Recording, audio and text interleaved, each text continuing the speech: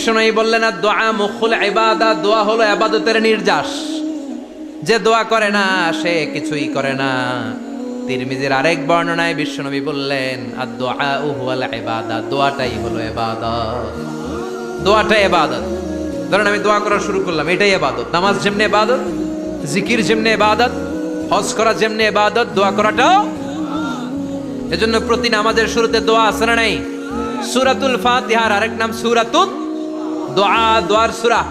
আমরা প্রত্যেকবার সূরা ফাতিহা যখন পড়ি আমরা পড়ি ইহদিনাস সিরাতাল মুস্তাকিম। সবাই পড়েন ইহদিনাস সিরাতাল মুস্তাকিম। ও আল্লাহ, আপনি আমাদেরকে সরল সঠিক পথ দেখান। পড়েন আমিন।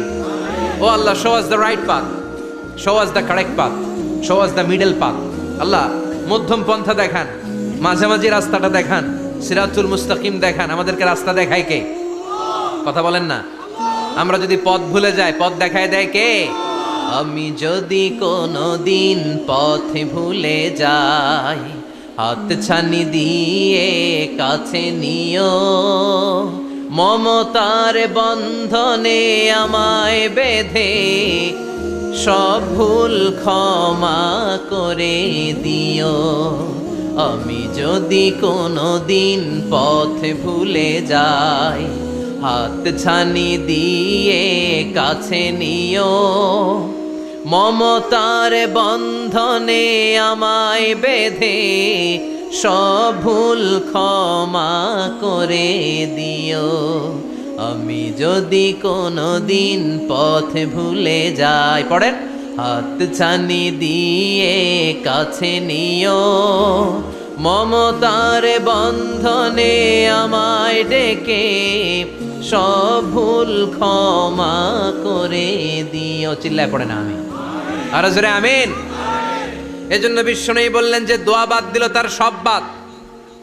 কারণ দোয়া দিয়ে নামাজ শুরু, দোয়া দিয়ে সব শুরু। দোয়াটাই হলো ইবাদত। চিল্লায় বলেন ঠিক কি না? আর দোয়া সিলাহুল মুমিন, দোয়া হচ্ছে মুমিনের উইপেন, অস্ত্র, মুমিনের বড় অস্ত্র। যেখানে সবকিছুর দৌরাত্ম্য শেষ, ওইখানে দোয়ার দৌরাত্ম্য শুরু।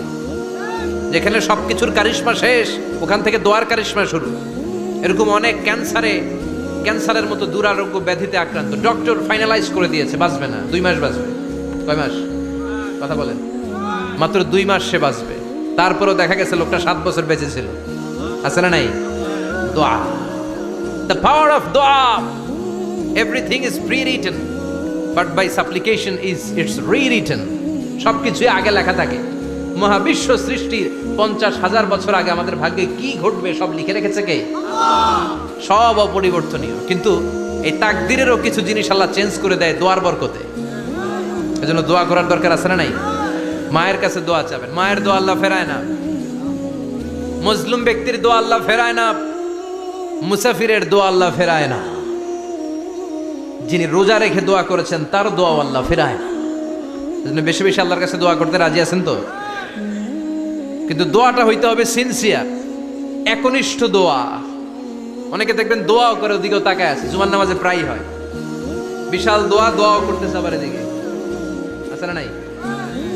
আবার দোয়াও করে মোবাইলও টিপে, কথা কন। আবার আমরা আলোচনা শেষে দোয়াও করি, পোলাপাইন সেলফিও তোলে, আছে না নাই? সিনসিয়ারিটি নাই। আপনার কি পরিমাণে সিনসিয়ারিটি আছে এটার উপর ডিপেন্ড করবে আপনার দোয়া কবুল হবে কি হবে না। একজন দোয়া করলে মুহূর্তে কবুল, চোখ বন্ধ করলে আল্লাহর আরশে চলে যায়। মদিনার সাথে ওর কানেক্টিভিটি বেড়ে যায়, আল্লাহর সাথে কানেক্টিভিটি বেড়ে যায়। সে ফিল করে সে আল্লাহর সাথে কানেক্ট হয়ে গিয়েছে। আর আরেকজন দোয়ার মধ্যে খুঁজে কিছু পায় না, আছে না নাই? দুই দোয়ায় পার্থক্য আছে না? কথা কন। এজন্য সম্মানিত ভাইরা, দোয়াই যখন করবেন সিনসিয়ারলি করবেন, কানেক্টিভিটিটাকে স্ট্রং করার চেষ্টা করবেন। সিনসিয়ার দোয়া is like a missile. Missile নাম শুনছেন? হামলা করে না, মিসাইল হামলা করেছে ইসরায়েল, শোনেন নাই? মারলে একেবারে ধ্বংস করে যায় সব। এই মিসাইল হামলা, ড্রোন হামলা, এগুলো লক্ষ্য বস্তু ভেদ করে ভয়ঙ্কর ভাবে, ইঞ্চি ইঞ্চি, মাইক্রো ইঞ্চি মেপে মেপে এমন ভাবে এই বোমাটা মারবে, ঠিক জায়গা মতো এটা ফিট হয়ে যাবে। তেমনি দোয়ার মতো আপনি যদি দোয়া করতে জানেন, একনিষ্ঠতার সাথে সিনসিয়ারিটির সাথে যদি দোয়াটা করে ফেলতে জানেন, এই দোয়া মুহূর্তে আল্লাহর আরশে যেয়ে নক করবে। সুবহানাল্লাহ পড়েন। আর মুমিনের দোয়া কখনো ফেরত যায় না, দোয়া করলেই মুমিনের দোয়া কবুল করে নেয় কে? আপনি জীবনে যত দোয়া করছেন সব কবুল। All of your supplications are accepted. Whatever you have supplicated to your Lord, যাই চেয়েছেন সব কবুল। অনেকে বলে হুজুর এটা একটা কথা কইলেন, সব দোয়া বুঝি কবুল? কত দোয়া করলাম, জীবনে কত কিছু চাইছি, কই কিছুই তো দেয় নাই। এরকম আছে না নাই? অনেকে বলে হুজুর কত চাইলাম আল্লাহ আমারে দিল না।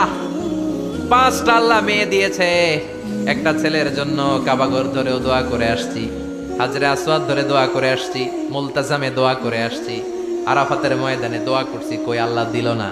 আর আপনি ওয়াজে কোন যত দোয়া করছেন সব কবুল করে নিছে কে?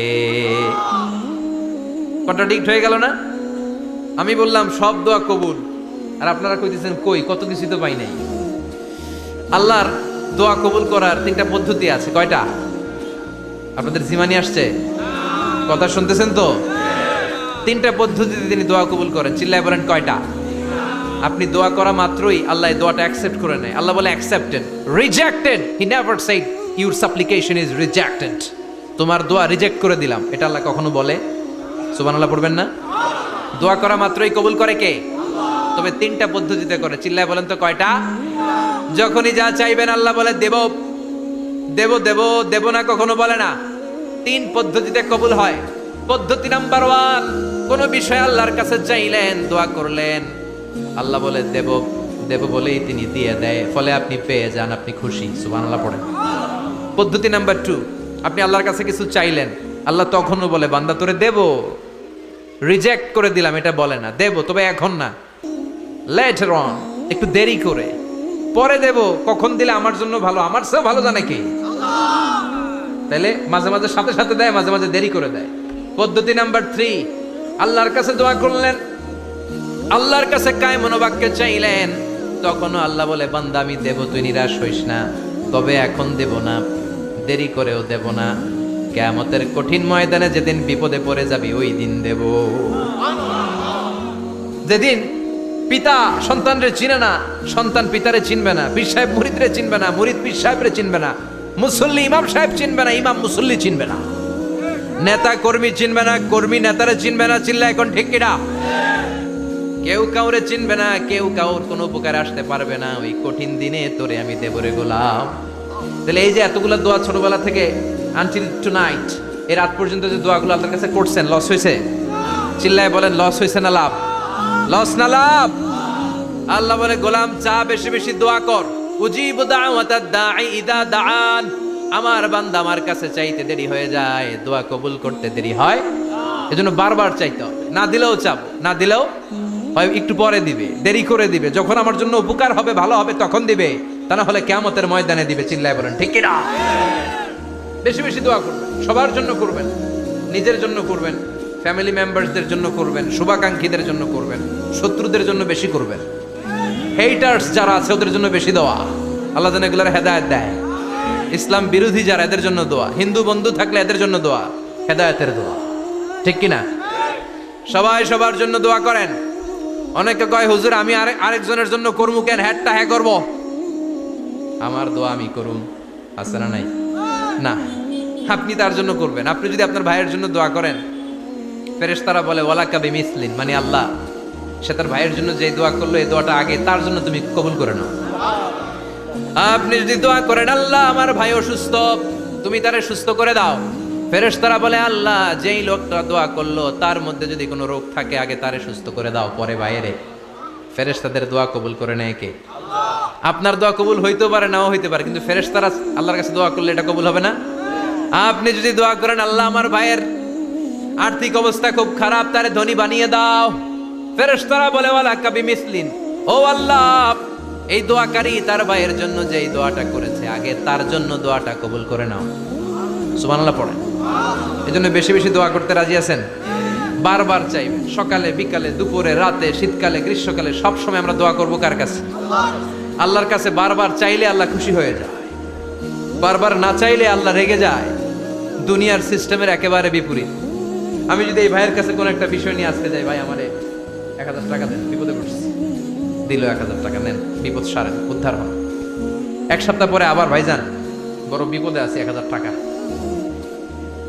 তারপরে উনি লজ্জায় করে দিবে, আসছে যখন দেই। পরের সপ্তাহে আবার মিয়া সাহেব 1000 টাকা, ওই দিন বলবে ভাই 1000 নাই 500 নিয়ে আসা, কথা কন। এর পরের মাসে যদি বলি ভাই বিপদে পড়ছি, দিবে নাকি? লাঠির বাড়ি আছে না নাই? প্রতি সপ্তাহে সপ্তাহে তোমার বিপদ, কথা কন। তার মানে এই দুনিয়ার সিস্টেম হচ্ছে একটা বিষয় নিয়ে বারবার কারো কাছে যাওয়া যায় না, চাওয়া যায় না, শরম লাগে, কথা কন। কিন্তু আল্লাহর সিস্টেমটা একেবারে উল্টো। আল্লাহর কাছে বারবার না চাইলে তিনি রেগে যায়। তিরমিজির বর্ণনা, ইন্নাহু মান লাম ইয়াসআলিল্লাহ ইয়াগদাব আলাইহি, যে ব্যক্তি কোনো বিষয় নিয়ে বারবার আল্লাহরে বিরক্ত করে না, তার উপর আল্লাহ রেগে যায়। আর বারবার চাইতে যে লোকটা আল্লাহরে বিরক্ত করতে চায়, তার উপর আল্লাহ খুশি হয়ে যায়। এজন্য চাবেন আল্লাহর কাছে আজকে থেকে, চাবেন। দোয়া করলে যে কবুল হয়, বিশ্বাস হয় মুসলমান। নেক আমলের ওসিলা দিয়ে দোয়া কবুল হয়। আপনার জীবনে যদি কোনো নেক আমল থেকে থাকে, যে নেক আমলগুলো আপনি আল্লাহর সন্তুষ্টির জন্য করেছেন, আমি আজকের মাহফিল আল্লাহর নামে একটা কসম কেটে বলে যাই, ওয়াল্লাহি আল্লাহর কসম করে আমি আপনাদের বলছি, আপনার জীবনের এমন কোনো নেক আমল যদি থাকে, যে আমলটা শুধুমাত্র কেবলমাত্র আপনি আল্লাহকে খুশি করার জন্য করেছিলেন, ওই নেক আমলের ওসিলা দিয়ে দোয়া করতে দেরি হবে, দোয়া কবুল হতে দেরি হবে। বিশ্বাস হয়? সন্দেহ লাগছে মনে হয়। বিশ্বাস হয় সবার? নেক আমলের ওসিলা, ওই নেক আমলটা শুধুই হয়েছে কার জন্য? চোখের পানি ছাড়ছিলেন এক রাতে আল্লাহর ভয়ে, কাউরে দেখানোর জন্য না। ওই নেক আমল। রাত্রিবেলা হেঁটে যাচ্ছিলেন মসজিদের পাশ দিয়ে, দেখলেন দান বাক্স লেখা, কেউ নাই। কচকচে 500 টাকার নোট বের করে ঢুকাই দিছিলেন। এটা হচ্ছে শুধু আল্লাহরে দেখানোর জন্য নেক আমল, ঠিক কিনা? আল্লাকা সিররুন ইনদাল্লাহ বাইনাকা আনতা ওয়া বাইনাল্লাহ, আল্লাকা সাদাকাতুন তাখফা লা ইয়ালামুহা ইল্লাল্লাহ, আল্লাকা সিররুন ইনদাল্লাহ বাইনাকা আনতা ওয়া বাইনাল্লাহ, আল্লাকা সাদাকাতুন তাখফা লা ইয়ালামুহা ইল্লাল্লাহ। সুবহানাল্লাহ পড়েন। আল্লাকা সিররুন ইনদাল্লাহ, তোমার আর তোমার রবের মাঝে গোপন কিছু আছে কি, যেটা আল্লাহ ছাড়া কেউ জানে না? তোমার কি কোনো গোপন দান আছে কি, যেটা আল্লাহ ছাড়া কেউ দেখেনি? সুবহানাল্লাহ পড়েন। এমন কোন আমল, যে আমলটা আপনি করেছিলেন শুধু আল্লাহর খুশির জন্য, ওই আমলের ওসিলা দিয়ে দোয়া করলে কবুল করবে কে? বিশ্বাস হয়? সহিহ বুখারীর বর্ণনা, সালাসাতুন ফিল গার, বনি ইসরাইলের জামানায় 3 জন লোক সফরে বেরিয়েছে। বানোয়াট ঘটনা না, এটা বুখারীর ঘটনা। সফরে বেরিয়েছে, মরুভূমির মাঝখানে প্রতিমধ্যে প্রচন্ড তুফান আর বৃষ্টি থেকে বাঁচার জন্য এর একটা পাহাড়ের গুহার ভেতরে ঢুকেছে।